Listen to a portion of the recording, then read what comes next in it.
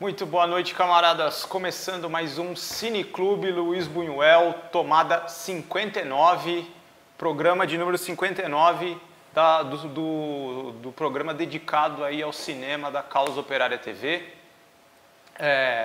Hoje eu estou aqui com os meus companheiros de sempre, ao meu lado aqui nos estúdios da Causa Operária em São Paulo, meu companheiro Dudu Safadi. Tudo bem, Dudu? Como vai? Tudo bem, Isaías? Boa noite, Isaías, para o pessoal de casa também que estiver assistindo aí. Se você estiver assistindo agora ao vivo, né, ou no Sinal 24 horas, quer dizer, ao vivo no Sinal 24 horas, ou se você estiver assistindo depois, a hora que o vídeo já estiver na grade da sua TV, bem-vindo, independente também do horário que você estiver assistindo, né? E é isso, né, a parte 5 do especial do Cinema Novo. E aquelas coisas, né, para você se inscrever na Causa Operária TV, ser membro do canal, que é uma coisa que ajuda muito a Causa Operária TV a melhorar a infraestrutura, né, tal. E compartilhar o vídeo para seus colegas, amigos, familiares e pessoas que você acha que vão ter interesse do canal e o canal crescer, que está bem perto de chegar aos 100 mil inscritos, né, que... Já passamos dos 88 da hoje. E do 0 aos 100 mil é difícil, mas do 100 mil até 1 milhão é um pouquinho mais fácil, né? Exatamente, exatamente. E passando dos 100 mil a gente já pega aquela plaquinha que você gosta, né? Bom, também hoje participando aqui do Cineclube Luiz Buñuel, os companheiros do Rio de Janeiro, Caetano Albuquerque e Paulo Henrique. Boa noite, companheiros. Boa noite, Isaías. Boa noite, pessoal. Boa noite quem está assistindo. Isaías, Caetano, Dudu Safadi, grande, eterno, como sempre.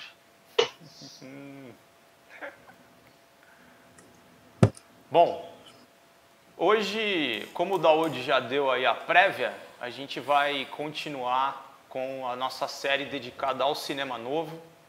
Hoje já é o episódio número 5 dessa série. Mas antes da gente entrar propriamente no tema, né, a gente gostaria de falar um pouquinho de umas notícias aí de cinema, sobretudo do lançamento ontem, né, do documentário Moro, Mais Que Suspeito, né? Foi um documentário aí produzido pela campanha Lula Livre, que foi lançado ontem, quinta-feira, né? Às 19 horas, ele foi lançado em várias plataformas aí na internet, páginas do Facebook, do Instituto Lula, Associação Brasileira de Juristas pela Democracia, comitês Lula Livre, enfim. Um documentário aí que procura demonstrar o caráter absolutamente parcial aí do ex-juiz, ex-ministro do governo Bolsonaro, Sérgio Moro, né? Atualmente aí funcionário de uma empresa norte-americana, né? E o documentário é uma das, eu acho que vai ser discutido aqui ainda no âmbito da sua TV. A gente vai procurar ainda transmitir esse documentário aqui no canal, porque tem a ver aí com a nossa política e coisas do tipo, né? Foi lançado ontem, eu particularmente ainda não vi o documentário tem 20 minutos, mas quero ver, não sei se os companheiros chegaram a ver também, mas é um documentário que vem aí em boa hora e é importante aí do ponto de vista da luta política, iniciativas desse gênero. Bom, não sei se os companheiros gostariam de comentar alguma coisa. É só uma palavra. Eu cheguei a assistir o documentário ontem. É bom, assim. Ele procura aí enumerar, né, diversos momentos aí que o Moro agiu de forma completamente ilegal, né, criminosa, deixando isso bem claro, né, para as pessoas assistindo. E vem aí, como a gente falou, num momento que a gente tá lutando pela restrição dos direitos políticos do Lula, né? E esse processo, né, tem tudo a ver aí com o processo fraudulento, condenou ele e impediu de concorrer às eleições da presidência em 2018. Exatamente. Bom, fica aí a dica para quem nos assiste. Eu acho que tem muita gente aí no chat que já deve ter assistido. E eu tenho certeza que em breve o documentário será transmitido aqui na COTV também. Bom, vamos aí para o nosso tema de hoje. Cinema Novo, especial Cinema Novo, parte 5. Hoje a gente analisa um conjunto de filmes aí cujo período de lançamento se dá mais ou menos entre 1968 e 1972. Né? A gente fazendo as nossas pesquisas, a gente vê que na divisão aí por períodos do movimento cinema novista, muitas vezes assim é bastante comum a divisão em 3 períodos, né, do movimento. Um primeiro período, que seria, digamos assim, um período de ascensão do movimento, que começa mais ou menos em 1958 e vai até 64, né, ano do golpe militar. Teria um segundo período que vai de 64 a 67, 68 mais ou menos, que seria o período do auge do movimento, né? Ou digamos assim, o período ali de... É o período que abarca, por exemplo, filmes como Terra em Transe, né? E outros, né? Talvez o Terra em Transe seja o mais representativo desse momento. E a terceira fase, que a gente vai analisar hoje, é a fase final para muitos, né? Ela tem algumas peculiaridades, como a gente vai comentar ao analisar os filmes. E a gente selecionou aí um conjunto de filmes representativos desse período para o programa de hoje, né? O primeiro filme que a gente vai comentar hoje é o filme Como Era Gostoso o Meu Francês, né? Filme de um dos principais expoentes do cinema novo, né? O Nelson Pereira dos Santos, um dos pioneiros do movimento, né? E é interessante notar a evolução do cinema do Nelson Pereira com esse filme, né? Eu queria até passar a bola aí para os companheiros chutarem aí a pelota e iniciarem a análise aí desse primeiro filme do Cine Clube de hoje. Como Era Gostoso o Meu Francês, do Nelson Pereira dos Santos. E aí, companheiros? Sinopse, eu acho que comentários. É um filme menos conhecido, né? É um filme menos conhecido do cinema novo, eu acho.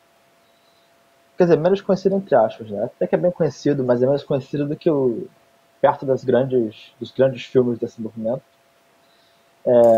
O roteiro é do Nelson Pereira também, e foi dirigido por ele, claro. E é baseado no diário do viajante alemão, o Hans Staden, né? Que é similar. Quase todo o roteiro, tem uma peculiaridade também, que quase todo o roteiro do filme ele foi escrito em tupi, guarani, né? Tipo, uma coisa interessante, meio Policarpo Quaresma. Mas enfim, o filme ele conta uma história de um aventureiro francês, né, na década de 1594, no Brasil, que é o aventureiro francês, ele é o ator que faz o Arduino Colasanti, é interessante até, italiano, né? Italiano e brasileiro, né? Ele consegue escapar da morte de uma batalha que teve, e então ele é capturado por índios que não o matam na hora porque ele tem conhecimento de artilharia, basicamente, né? Então o francês ele foi considerado útil pelo cacique da vila desses índios brasileiros,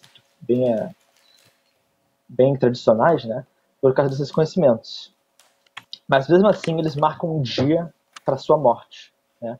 Só que você já vê esses índios, né, eles são antropofágicos, né? Eles são canibais, E você já vê essa ideia, né, pulsante do movimento antropofágico, né, tanto na forma real da questão do canibalismo, né, que significaria adquirir as forças de uma pessoa, né, consumindo-a, como também a forma metafórica da ideia, né, de consumir os conhecimentos, culturas e hábitos para fortalecer a própria cultura, ou então a sociedade, ou então, no caso, uma nação, ou então um grupo.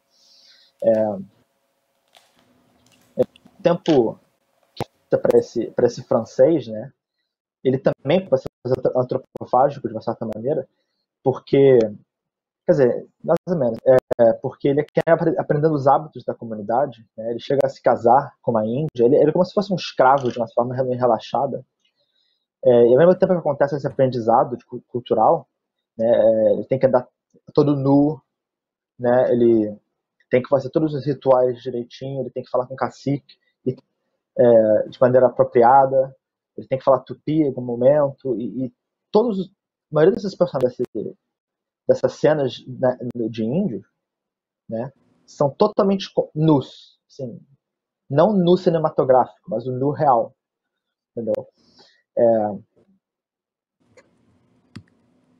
É claro, ele sabendo que ele vai morrer, esse francês, ele tenta encontrar formas de escapar, né? Sem querer dar spoiler pro final do filme e tudo mais, é um filme, assim, bem interessante, a premissa ela já meio que te captura, né?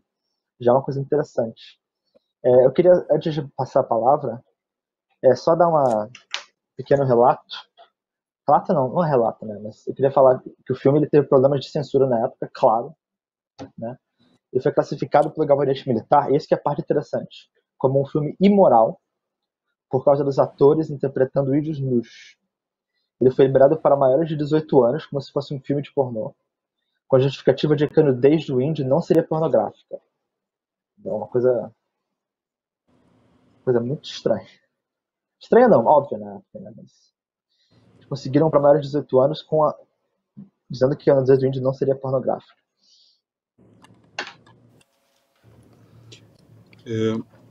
Bom, complementando o que o Paulo falou, bom, o filme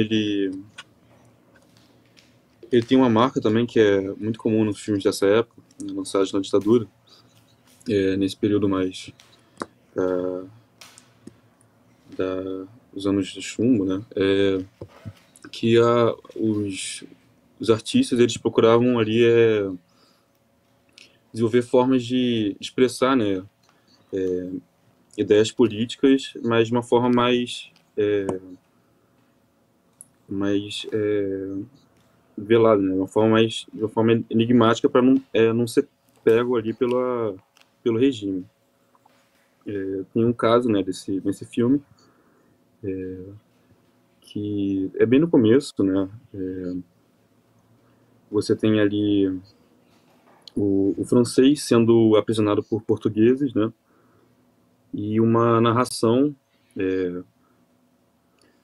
ele vai ser executado, né? E uma narração falando que ele tem todos os direitos dele sendo garantidos, mas ele vai ser executado, jogado no mar, né? Com peso para morrer afogado. Que faria uma referência, né? Com o que estava acontecendo na época, que você tinha ali grupos de extermínio, né? Do Estado que executavam ali, né? Adversários políticos, né, sem qualquer julgamento. Outra questão também que o Paulo falou é da antropofagia do filme, né, que está presente aí bem forte no nome dele. Seria uma antropofagia histórica, né, e a antropofagia cultural, né, que o filme trata com um tom, um certo tom irônico,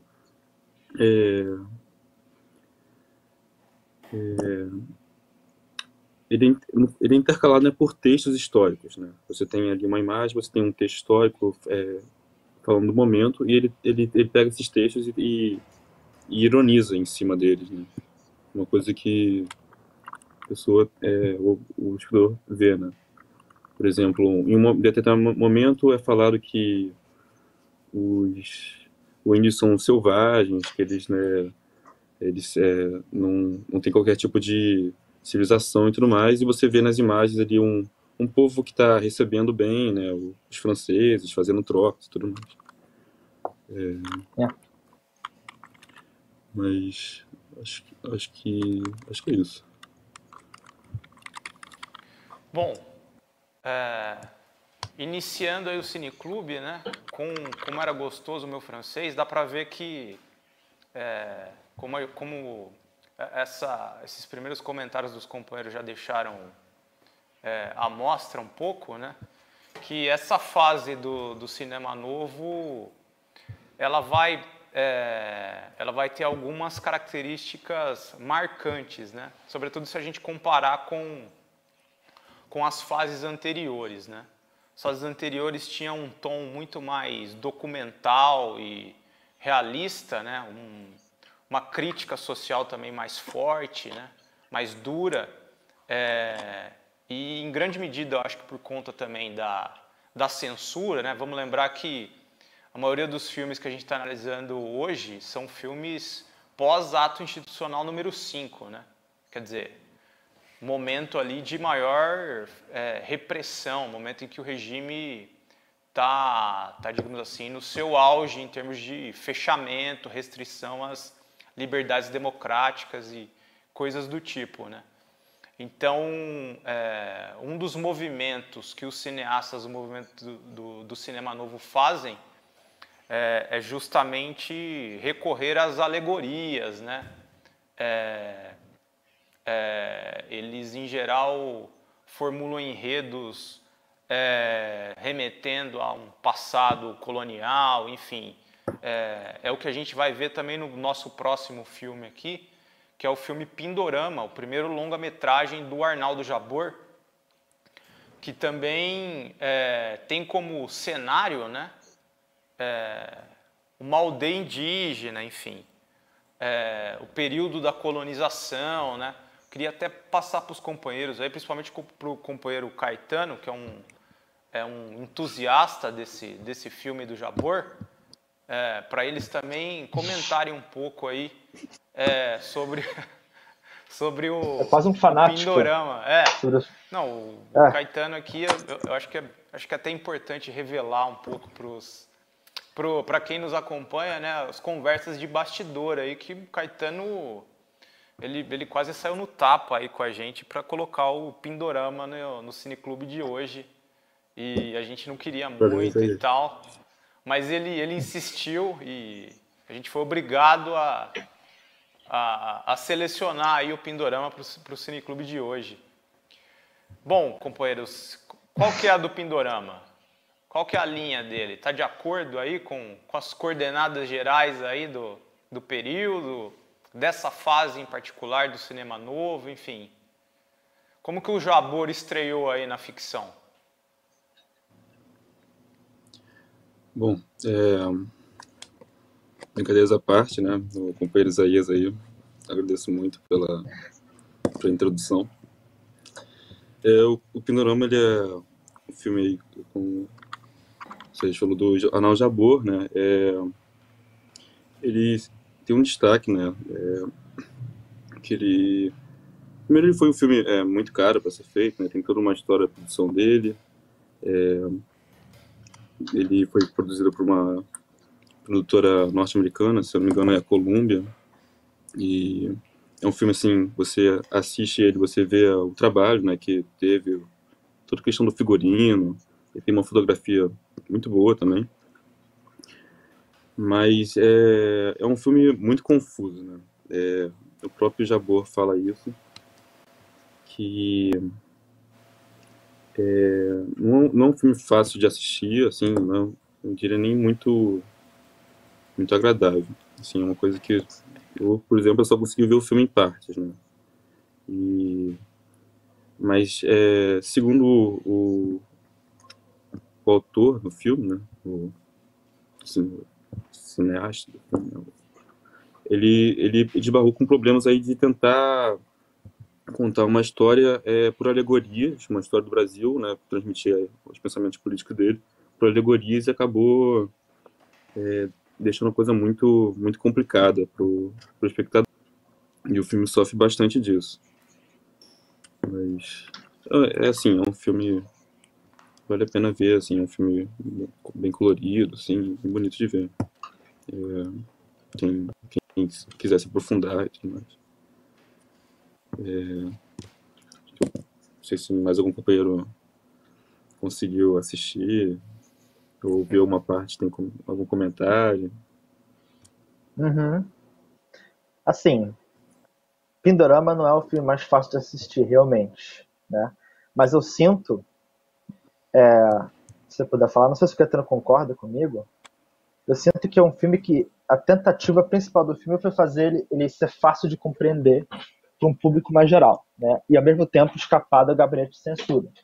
Não acho que é possível fazer isso, mas eu não acho que ele conseguiu muito bem, o Arnaldo Jabor, realizar essa façanha, né? Você vê que muitos dos personagens que aparecem ao longo da trama, eles falam a que vieram imediatamente, não tem muita sutileza no diálogo, né? E também na teatricalidade das ações dos personagens, né?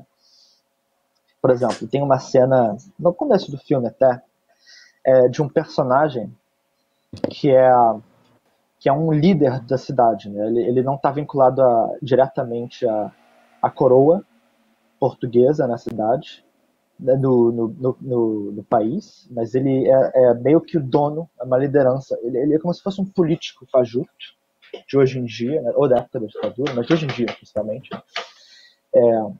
E ele aparece sendo numa carruagem, sendo puxado por seu exército, né? Do meio do povo, dizendo: eu sou um babaca, eu sou um idiota, vocês deviam todos me matar. Enquanto isso, o povo todo aplaude, tipo: é isso aí, o líder. Sabe, ele faz o discurso inteiro dele eu sou um idiota, eu sou um babaca, eu só quero extrair o dinheiro, explorar vocês e me dar bem, enquanto vocês todos morrem de fome. E todo mundo sempre aplaude, é isso aí, sabe, uma coisa meio debochada, né? Mas a maioria dos personagens meio que agem dessa maneira, meio óbvia, meio clara. Não, não é um filme, não é uma atuação assim, que busca ser fiel não sei, ao comportamento das pessoas mesmo, né? É uma coisa bem teatral, assim, acho que talvez. Uhum. Mas eu acho que é isso. Eu não sei se tem essa intenção, né, de ser acessível para todo mundo que assiste, né? Não sei, é uma coisa que, de qualquer forma, foi um fracasso nesse quesito, né? Eu acho que a própria Completamente. não, assim, e a própria questão política do filme, assim, é muito difícil Uhum. de fazer algum sentido, né? E eu não, assim, o que eu percebi, assim, não é um pensamento político também muito coerente. Bom, o Jabor também, não precisa nem lembrar, né? Acho que ele não era É, como ele é hoje na política, mas também acho que não é um grande pensador político. Pode ter sido um grande cineasta e tudo mais, só que o cara não é forte na política também, né? é. E Uma frase do Arnaldo até Jabor porque, recente. Não, continua, Caetano, desculpe, te interrompi. não, eu só ia falar que ele aborda uma questão meio cultural, né? Ele atribui aí os problemas do Brasil, questões culturais e tudo mais, que a sociedade brasileira sempre foi a mesma, ela não tem nenhuma desenvolvimento, né? Você vê meio que É, os, os arquétipos da sociedade brasileira são os mesmos hoje e em Pindorama, né? Ou seja, no século né? XVI e tudo mais. Não é uma forma correta, assim. Mas também assim, é uma obra de arte, não é você tem uma pretensão também tão ser uma coisa tão ambiciosa, assim. Claro, claro. É, assim, Bom, eu acho que o Pindorama ele também representa algo que a gente vai ver bem, bem claramente, assim, tem essa estética tropical, sabe? Tem essa estética meio colorida. Os filmes preto e branco, infelizmente, eles não podem demonstrar isso, mas tem uma estética clara que Pindorama não representa, mas ele continua, né? Essa estética tropical. Não sei se vocês notaram, né?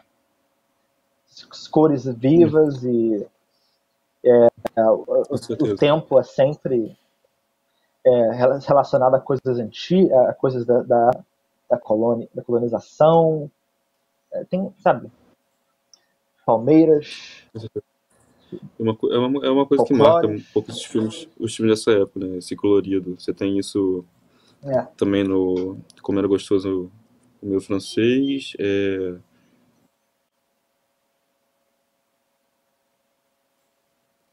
Em quase todos os filmes que a gente vai ver, né? Nesse cineclube.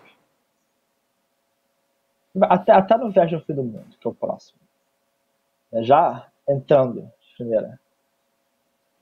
Não, exato. Já pode puxar aí, Paulo, pro Viagem ao Fim do Mundo, que é o nosso próximo filme. Uhum. É um filme de 66, né? Do Fernando Coni Campos. Ele é um filme... Bom, a gente tem analisado aí, a gente analisou 2 filmes, a gente vai analisar mais ainda, a gente vai analisar O Dragão da Maldade contra o Santo Guerreiro, do Glauber Rocha, o Macunaíma. E em todos esses filmes ficam bastante evidentes aí algumas características, né? A relação com o tropicalismo, com aquela retomada do movimento antropofágico há tempos ali elaborado, expressado pelo Oswald de Andrade, né? Tem toda uma série de movimentos e fenômenos culturais ali desse momento, em relação aos quais o cinema novo está intimamente articulado, né? E o Viagem ao Fim do Mundo, eu não sei qual que foi sua impressão, ele me parece ter um tom mais existencial até, né? Porque esses filmes, como você bem disse, tem muita alegoria a respeito da formação do Brasil, elementos do folclore, muito colorido, né? E o Viagem ao Fim do Mundo, a própria história do filme, ela é um pouco diferente, né? O cenário, assim, é um cenário mais restrito, enfim, é um voo de avião mas assim, isso por um lado, né? Por outro lado, a gente também percebe que os elementos do tropicalismo estão ali diretamente presentes, né? É só a gente mencionar, por exemplo, que a trilha sonora do filme ela é quase que inteiramente aí composta pelo Caetano Veloso, né? Enfim, tem a participação do Caetano ali na trilha, quer dizer, qual que é a sua avaliação aí a respeito do Viagem ao Fim do Mundo, assim, em que posição, né? Como que você encaixaria esse filme aí no período em relação com esses outros filmes aí que a gente vai analisar hoje? Bom, em questão de história, né, para dar um começo à minha resposta a essa pergunta, o filme, ele é bom explicar um pouco da sinopse, né, do filme. Esse filme, ele abre com um jovem, o nome dele, na verdade, o nome desse jovem, na época de 60, é Fábio Porchat. Acho que ele está relacionado ao atual, né? Esse jovem está esperando para embarcar nesse avião, que é o cenário principal do filme. Quer dizer, bom, enfim. É o cenário do filme. Quando ele descobre uma edição de bolso do Memórias Póstumas de Brás Cubas, do Machado de Assis, né? O filme, a partir daí, quando ele entra no avião e tem os diálogos iniciais, começa a ser uma leitura muito estranha desse livro. É um filme, na minha visão, completamente errático, muito complicado de se adentrar, porque, pelo menos para mim, foi. Né? Porque você está esperando algum tipo de entrelinhas, né? Essa velha tentativa de se fazer claro, mesmo com o gabinete de censura por cima, portanto, tendo que esconder, né? Através de metáforas e outras sabe, ser um filme críptico. Você tem essa tentativa, você tem essa eu achando que o filme ia ser isso, mas ele acaba sendo algo meio diferente disso, sabe? Eu não sei nem como explicar essa diferença. Melhor continuar falando do sinopse, né? Quando o jovem entra no avião e o avião sai, ele é como se ele tivesse lendo esse Memória de Brás Cubas até um capítulo chamado Delírio, né? E então, quando ele chega nesse capítulo, ele lê o capítulo todo pra gente e o encena, né? Até a parte onde, no livro, no filme, ele chega até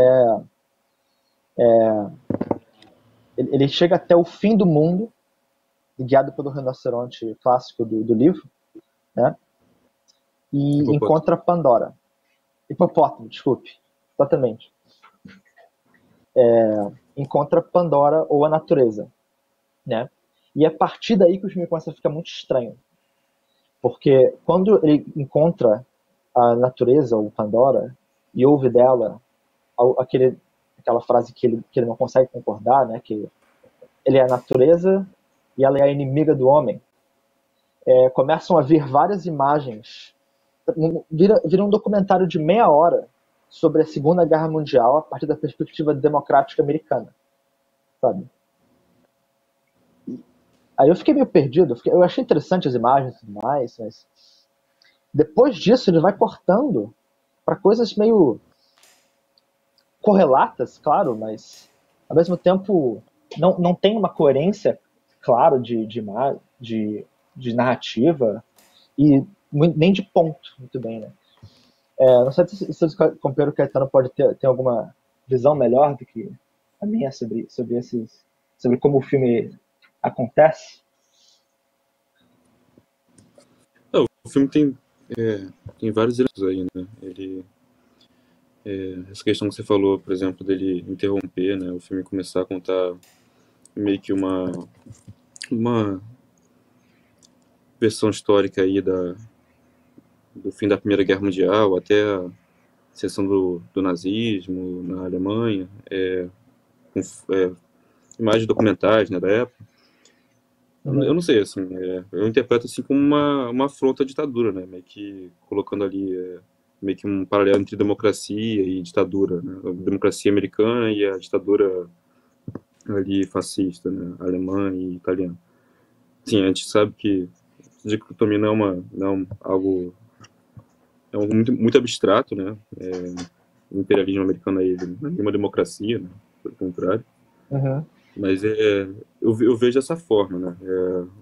O filme meio que fazendo uma afronta contra o regime da época.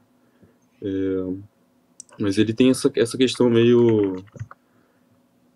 Você usou a palavra errática. Eu acho que é um pouco isso, sim. E deixa um pouco... sim, como posso falar? Ele joga assim, essas informações no espectador, né? Ele não cria um pouco... Ele quebra um pouco a barreira também entre o que está acontecendo no filme e para alongar a narrativa e o que é o espectador, né? Tem um certo momento que os próprios personagens se percebem no filme, então tem elementos bem interessantes nele. Eles jogam letreiros na montagem. É um filme bem rico aí em elementos cinematográficos.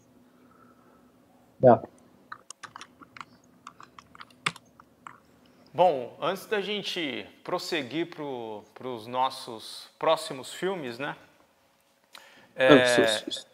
Diga lá, Caetano. Não, é só para emendar, né? Fechar o raciocínio também que eu tô deixando meio aberto, que é a questão do tropicalismo também, né? De trazer esses elementos fora, né? Que você via para dentro da cultura brasileira, né? Com toda essa contradição, né? Que tinha na época. É uma coisa que acontece no filme também, né? Que a gente vê na música, no tropicalismo, também no filme aparece isso. Correto. Bom, recadinhos agora do intervalo do programa, né? A gente vem anunciando aí, o pessoal vai realizar a sua 46ª Universidade de Férias nos meses de janeiro e fevereiro, né? Por conta da pandemia, a Universidade de Férias vai ser realizada agora não mais presencialmente, né? O curso vai ser realizado online, né? E o tema do curso dessa 46ª Universidade de Férias é o tema do stalinismo, né? Tá aí a capa do site, né, da Universidade de Férias, né? O que foi o stalinismo, uma análise marxista, curso ministrado aí pelo presidente nacional do Partido da Causa Operária, Rui Costa Pimenta. E o curso vai abarcar aí o fenômeno do stalinismo ali desde do seu nascimento ali nos anos 20, né? Analisar um pouco da Revolução Russa, enfim, das lutas posteriores, período do comunismo de guerra, guerra civil, NEP, enfim, vamos percorrer aí praticamente toda a história política do século XX, né? E vamos chegar até os dias atuais, porque em grande medida a escolha desse tema não é aleatória ou acidental, né? Tem a ver um pouco com a luta política atual, né? É um tema que ressurgiu aí recentemente na mão aí de alguns grupos políticos pequeno-burgueses, pseudo-revolucionários aí reivindicando a figura de Stalin, do stalinismo, e esse curso aí é uma espécie de resposta a essa iniciativa desses agrupamentos políticos, né? O curso ele já tem as datas de janeiro definidas, né? Ele vai ser realizado 2 vezes por semana. Em janeiro, as aulas ocorrerão nos dias 5 e 7, 12 e 14, 19 e 21 e 26 e 28, né? O cronograma de fevereiro em breve vai ser definido. O curso, a gente já viu ali a capa do site, ele tem um site próprio, um site no qual você pode fazer sua inscrição, né? Ele tem um preço simbólico aí de R$100, que garante ao assinante acesso à plataforma aí da Universidade Marxista, né? Assinando o curso, você ainda pode assinar os cursos anteriores, enfim. Tem também um plano para adquirir todo o pacote de todos os cursos. E uma vez que você assina os cursos, você tem acesso a todos os recursos da plataforma por um ano, né? A plataforma, além das aulas do curso, você vai ter acesso aos materiais do curso, enfim, os recursos de mídia, vídeos, documentários, filmes, fotos, imagens em geral, né, textos traduzidos, muitas vezes traduções inéditas. E além do material correspondente a cada um dos cursos, né, você também tem acesso às plataformas permanentes do site, né? O site também ele engloba a enciclopédia marxista, né, que coloca à disposição aí do pessoal conjunto de verbetes para o pessoal se inteirar aí de figuras, acontecimentos, eventos, enfim, históricos, né? E também o pessoal tem acesso à biblioteca socialista também, com alguns livros e textos digitalizados ali para o pessoal utilizar aí nos seus estudos e coisas do tipo, né? Então, quem ainda não se inscreveu no curso da Universidade de Férias, se inscreva, né? O site é www.universidademarxista.pco.org.br, né? E lá você pode clicar no botão ali inscreva-se, você tem acesso aí aos planos, enfim, que o site oferece. Não perca tempo, se inscreva aí no curso da Universidade de Férias, o que foi o stalinismo, análise marxista. Bom, dito isso, companheiros, vamos passar para os nossos 2 últimos filmes, Acho né? que antes poderia dar uma boa noite pro pessoal do chat, né? Vai lá, Daúde. Bom, a companheira Renata Diniz, Arthur Freitas, Renata Diniz falou que vai ver o documentário do Lula, que a gente mencionou mais cedo, né? O companheiro ao vivo mandou um super sticker. Ele falou: olá, parabéns pela seleção dos filmes e análises. Muito obrigado. Lembrar dos companheiros também verem as edições anteriores, né? Essa é a 5ª edição do Especial do Cinema Novo, né? Tem as 2 primeiras partes, né? A gente já está na parte 5 da hoje. Não, eu digo partes cronológicas.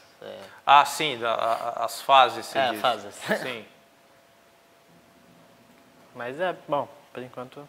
Bom, boa noite aí para todo mundo. Muito obrigado aí pela audiência e participação. Bom, companheiros, os 2 próximos filmes são os 2 principais filmes aí do Cine Clube de hoje, né? O próximo filme que a gente vai analisar é o Dragão da Maldade contra o Santo Guerreiro, né? Primeiro filme a cores do Glauber Rocha, filme de 1969, também muito elogiado aí pela crítica na época do seu lançamento, né? Talvez um compõe ali os 3 principais filmes do Glauber, né? Da obra dele, né? Deus e o Diabo na Terra do Sol, Terra em Transe e o Dragão da Maldade. Tem ainda um pessoal que gosta muito A Idade da Terra, né? Que é um filme do final ali da vida do Glauber. Mas enfim, o Dragão da Maldade é o filme que tá dentro aí desse período que a gente está analisando hoje, né? Eu queria até passar a bola para os companheiros aí, porque o filme ele tem, primeiro, né? Ele tem um personagem que já apareceu num outro filme do Glauber, né? Que é o Antônio das Mortes. Inclusive, o filme é conhecido no exterior como Antônio das Mortes, né? Em geral, como o filme foi divulgado no exterior. E o filme retoma aí alguns dos elementos típicos, né? Que a gente pode dizer da obra do Glauber Rocha, né? Sertão nordestino, os elementos ali da cultura popular nordestina, né? Cordel, os cânticos da região, tem uma certa teatralidade também o filme, né? Enfim, esses elementos, e como não poderia deixar de ser, né? Eu acho que o Glauber Rocha é talvez o mais político dos diretores do cinema novo. E eu acho que talvez este seja o principal fator pelo qual ele é considerado, e de fato é o principal representante do movimento, né? Ele é o mais político dos cineastas do movimento. A obra dele não deixa de ter esses elementos de maneira ali muito marcante, né? E nesse filme também essa questão está presente. Aí eu queria até passar a bola para os companheiros aí comentarem um pouco do enredo do filme, né? O que o Antônio das Mortes aí, por que ele volta a aparecer, né? Qual que é a história que envolve o conhecidíssimo lutador aí, inimigo dos cangaceiros, enfim. Estão me ouvindo, companheiros? Estamos ouvindo. Sim, estou ouvindo. A internet está ruim e eu não posso garantir que eu não vá. Eu acho que eu não vou cair. Se eu cair porque a internet está ruim, eu voltarei. Mas enfim. A questão do Antônio das Mortes não tinha uma questão Joe of Death, Estados Unidos? Não sei se eu estou confundindo com o Zé do Caixão. Joe of Death. Não acho que seja Antônio da Morte. Antônio das Mortes. Eu acho que tá confundindo, né? Acho que eu tô confundindo com o Zé do Caixão, porque ele era Coffin Joe, né? O Zé do Caixão. Mas enfim. Esse personagem, Antônio das Mortes, é um personagem muito interessante porque ele é uma figura de um outro gênero, né? Do gênero do Velho Oeste, né? Que seria o Velho Oeste brasileiro. Só que ao mesmo tempo ele também é uma figura meio relacionada a um estado opressor. Né? Quando ele aparece como o Lutador de Cangaceiro no filme O Dragão das Maldades, Deus e o Diabo na Terra do Sol, ele vai lá para exterminar a população inteira, seguindo né, o religioso e para matar a população cangaceira também, por virtude disso. Né? Então ele é uma figura que se põe, não necessariamente, se põe em quem paga, né, para ele lutar contra o cangaceiro. E nesse filme é meio como se fosse uma redenção desse personagem. Né? Pelo menos na questão desse personagem específico. O filme vai além disso. Né? A ideia do Antônio das Mortes é que ele estava meio, como eu posso dizer, ele estava já descansando, já que matou todos os cangaceiros sozinho, basicamente. Milhares de pessoas morreram pela carabina dele, e então aparece um cangaceiro do nada, que se apresenta como se fosse a reencarnação do próprio Lampião, né, que é o Coraína. Ele aparece numa cidadezinha lá no meio do Nordeste, nos Jardins das Piranhas. A cidade de verdade é chamada o quê? Milagre, né? Não é esse o nome da cidade de verdade? É um nome muito interessante. Enfim, ele inclusive, Paulo, é a cidade onde foi rodado o filme Os Fuzis, do Rui Guerra, que a gente analisou aqui. Exatamente. É a mesma cidade.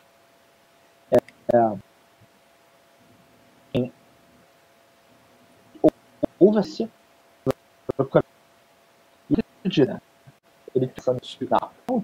ele deve ser um dançarino, ele deve ser um maluco. Eu vou checar esse cara. Aí ele vai lá, porque ele também tem meio que ambições de encontrar um outro rival à altura. Né? Essa é a ideia do personagem. Ele vai ver esse cangaceiro, não vai nem por dinheiro, só pra ver se é verdade mesmo. Né? E ele é apresentado como se fosse o dragão da maldade, e o cangaceiro é o santo guerreiro. Né? O cangaceiro ele chega na cidade dançando, ele diz que vai destruir tudo, mas de alguma maneira o povo sempre do lado dessa figura, né? Que vem também. Ele não vem sozinho, o Coraína, ele vem com duas outras figuras meio míticas, né? Que são bem típicas dessa estética da Tropicália, do tropicalismo, né?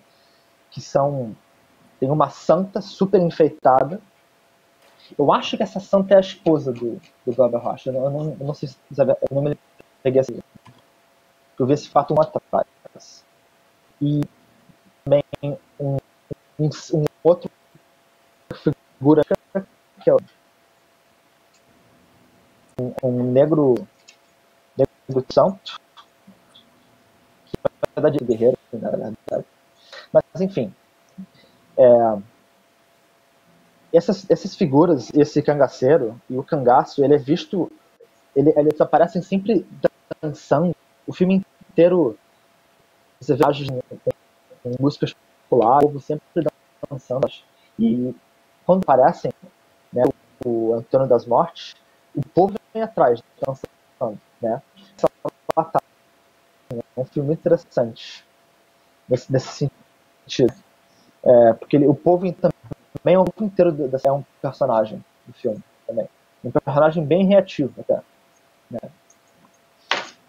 O filme se passa então nessa cidade com outros personagens além desse, esses personagens interessantes que são meio que, né, no sentido glauberiano clássico, né, são arquétipos, né, de categorias existentes na sociedade brasileira. Nós temos por exemplo, um professor de escola que é cínico, fica bebendo, ele está procurando por alguma coisa que não acha nessa sociedade. Nós temos um político que dorme com a mulher do burguês no latifundiário, né? Coronel. O latifundiário controla a cidade, o coronel. E nós temos o próprio Coronel, que é interpretado pelo Joffrey Soares, se não me engano, o nome dele, que é um personagem que é um ator que a gente já vê o Viagem do Fim do Mundo ele também estava presente, né? Ele tem vários filmes, mais importantes filmes do cinema novo, né? Que é um latifundiário meio cego, que tem um mordominho, né, que fica atrás, que fica tipo com ele. E outros personagens. Nós também temos essa mulher, né, que Laura, que ela tá, né, o ponto dessa mulher é que ela tá cansada do marido coronel e tá se juntando com esse político, né? Enfim, é um filme interessante, e a maneira como ele é sempre bem colorida, teatral, tem muita dança, tem muita música, é um filme bem assim, bem tropical mesmo, bem tropicalista. E bem Glauberiano. Pô, mais Glauberiano que tem. Nossa.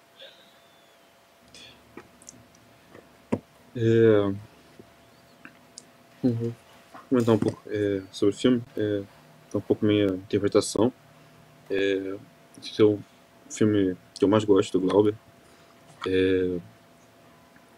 Comentar um pouco a cena que o Paulo chegou a falar dela, né, que é quando o Antônio das Mortes e o Koirana, eles se encontram, né, e o Paulo mencionou que você tem ali a população local, os camponeses, né, ali da região, eles estão cantando bastante, eles começam a fazer um canto de batalha, e tem uma cena que eu acho que apareceu uma foto de que eles, o cangaceiro e o jagunço mordem um pano vermelho e começam a ter uma luta de espadas.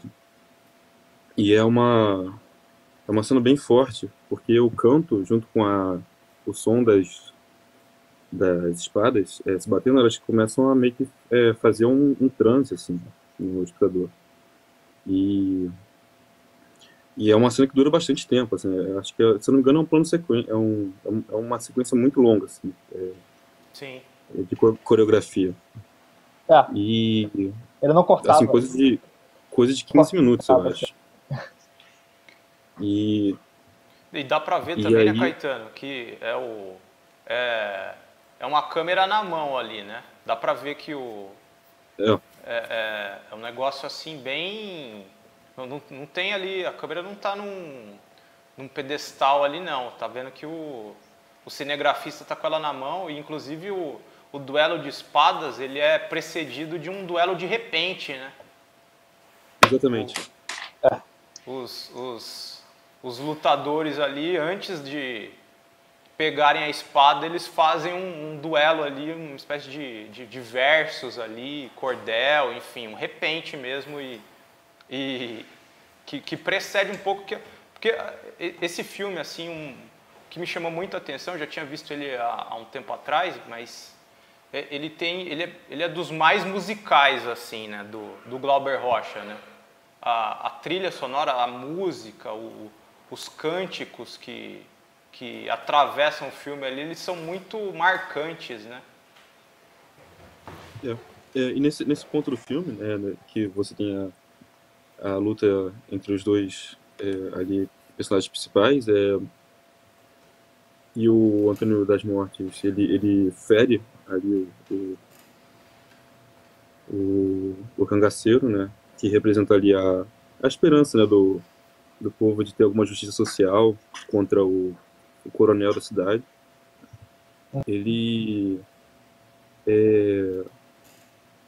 A música não para, né, o povo continua cantando, e aí tem uma hora, o coronel, ele sai da casa dele e começa a pedir para todo mundo parar de cantar, e a música não para. Assim, é uma coisa que meio que saiu do controle, né? Um evento ali que saiu do controle, e parece que vai ter uma revolta popular. É uma cena muito forte. O Glauber, ele... Muito bom, porque no final das contas, acho muito interessante essa cena, porque enquanto ele continua falando, para de cantar, ele acaba dizendo, eu não sou Jesus Cristo, o coronel, né? Eu não sou Jesus Cristo para dar comida de graça para você. Tá? Mas eu sou uma pessoa caridosa, eu sou um homem bondoso. Então, vendo exatamente o que o Caetano falou, uma situação fora de controle, ele começa a fazer uma caridade, né? Ele dá uma cena meio sombria, né? Ele dá farinha e carne seca para o povo Pra inteiro, acalmar a né? situação, né? Quase igual. O Glauber, ele, Vitória assim, contra o mestre mesmo, conseguiu aí registrar uma emoção, assim, muito forte mesmo. E o filme todo é muito bom, assim. Assim, o auge aí do cinema Eu brasileiro. gosto.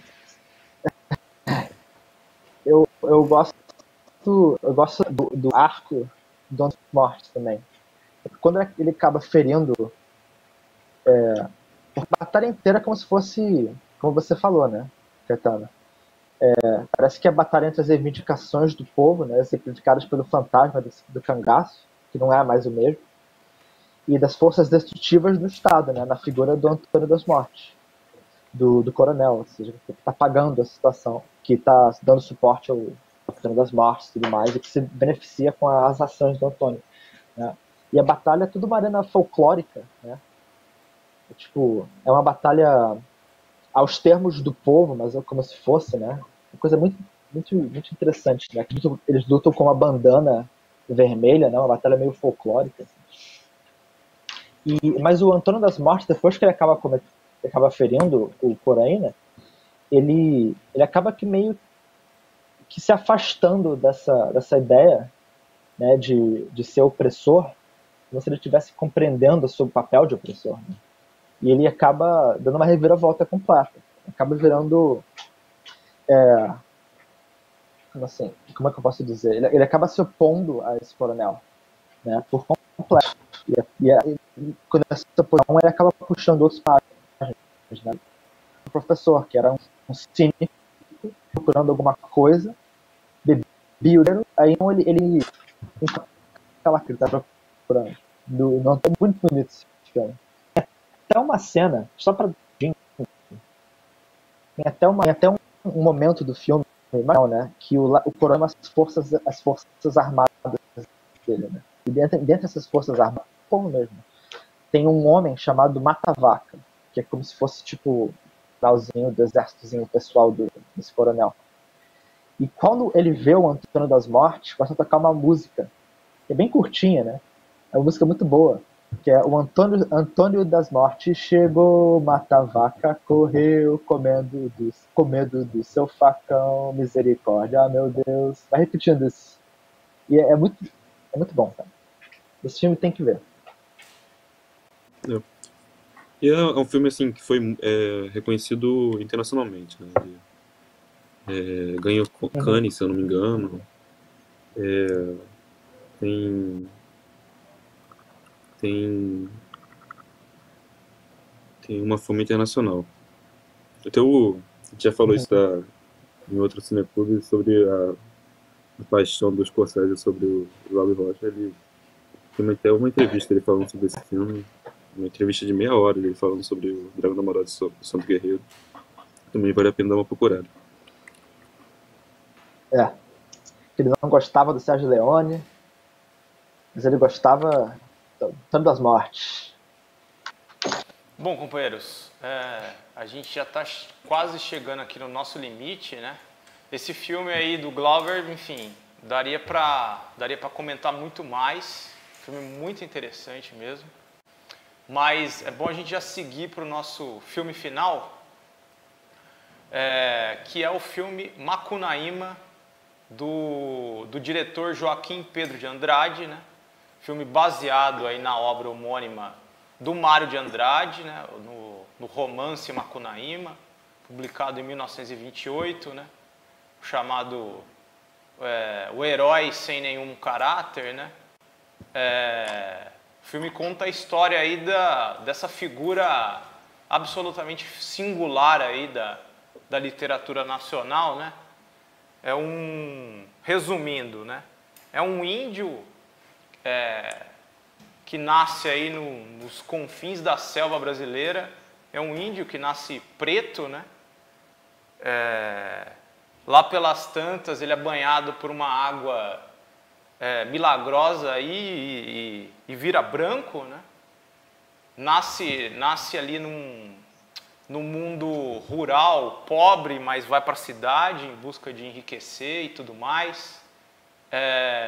E lá na cidade ele conhece, né, resumindo, né, conhece guerrilheira, né, se relaciona com guerrilheira, se relaciona com o capitalista ali, passa ali por poucas e boas, né? Sempre também um pouco né, o Macunaíma representa também um pouco da figura do malandro, né? É um dos traços do personagem, né? Consegue se virar em situações problemáticas, né? E vai se virando, enfim, no final ele ainda retorna para a zona rural, né? E lá ele tem o seu fim, né? Mas isso é do ponto de vista, resumidamente, assim, do enredo da história, né? Mas dá para ver também que esse é talvez talvez o principal principal expressão aí dessa fase do cinema novo, né? Dessa fase que a gente está analisando hoje, né?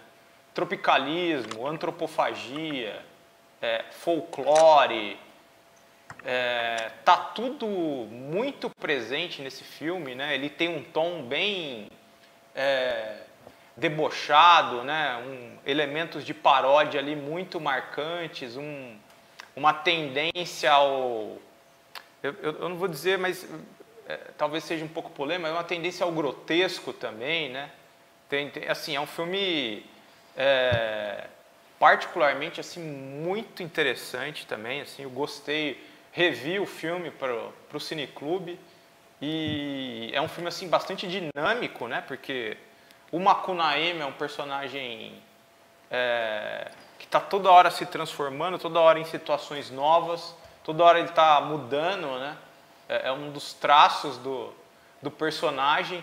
E é muito interessante como uma figura importante, como um personagem importante da literatura, ele foi transposto para o cinema, né, para um outro território, e ainda assim você parece que o personagem ele conseguiu manter os seus traços fundamentais, né?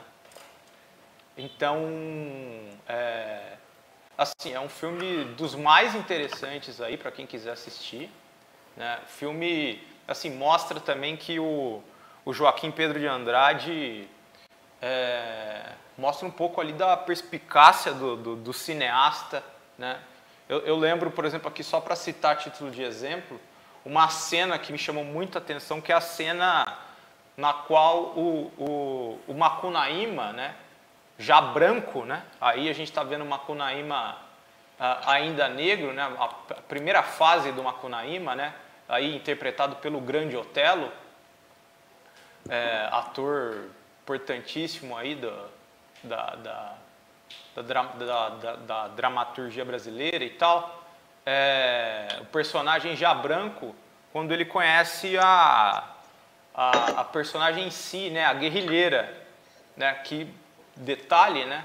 Assina o romance do Mário de Andrade, ela não é uma guerrilheira, né? O Joaquim Pedro de Andrade ele já fez uma espécie de adaptação à sua época, né? Fazendo referência aos agrupamentos guerrilheiros aí de luta contra a ditadura militar brasileira, né?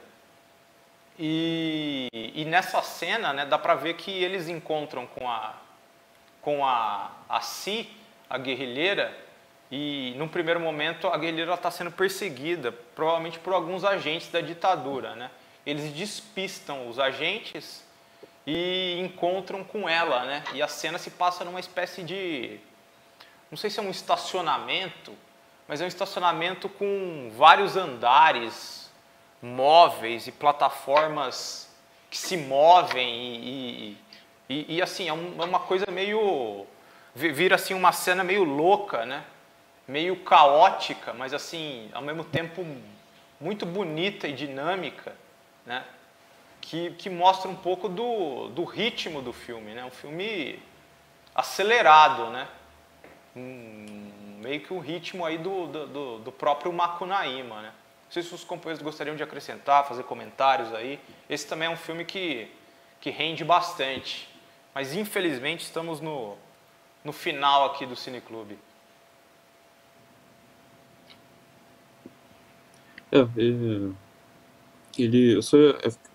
Só que ele tem momentos, né, que ele acelera, e momentos que ele diminui o ritmo do filme. Tem até assim, a questão da preguiça do herói, né, mas acho que a questão do horário realmente...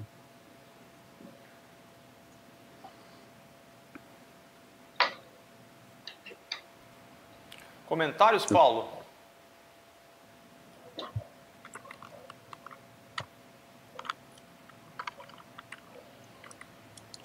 Paulo caiu? Esse filme... você tá me ouvindo? Sim. Alô? Estamos ouvindo, Paulo. Alô? Bom, consegue me ouvir? Estamos ouvindo. Porque bom, acho que o a minha internet está bem ruim. Tá com problemas aí de... Que bom que vocês estão ouvindo. Porque minha internet está indo para cima e para baixo. Enfim, o filme Macunaíma...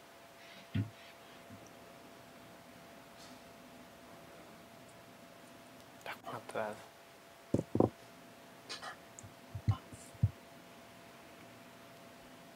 eu acho que... Eu não sei se vai rolar. Assim não vou conseguir falar. Tá com um delay, Paulo. Você tá recebendo aí as nossas informações com certo atraso, por isso que tá dando esse problema. Bom, acho que vão surgir aí outras oportunidades para a gente discutir o Macunaíma ainda. É um filme que merece aí outros programas, né? Acho que hoje a gente já pode ir ficando por aqui, né? Aqui logo na sequência vai ao ar o resumo do dia, né? O noticiário noturno aí da Causa Operária TV, apresentado pelo companheiro Antônio Carlos Silva. E amanhã é dia de análise política da semana, com Rui Costa Pimenta, às 11h30 da manhã, o principal programa aí da grade da Causa Operária TV. Vou me despedindo aqui dos companheiros Dudu Safadi. Boa noite, Dudu. Boa noite, Isaías. Boa noite pro pessoal daí de casa, do pessoal também do Rio de Janeiro. E me despedindo também do pessoal do Rio. Caetano, muito boa noite. A gente se vê na próxima sexta. Boa noite, Isaías. Boa noite, Daúde. Boa noite, pessoal assistindo a Causa Operária TV. Legal. E Paulo, não sei se o Paulo está conseguindo nos ouvir aí. Legal. Beleza. Paulo deu um tchauzinho aí pra gente. Boa noite.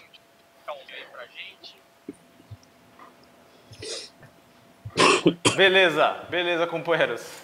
A gente se vê na próxima sexta-feira com mais um Cineclube Luiz Buñuel. Muito boa noite, abraço. Tchau.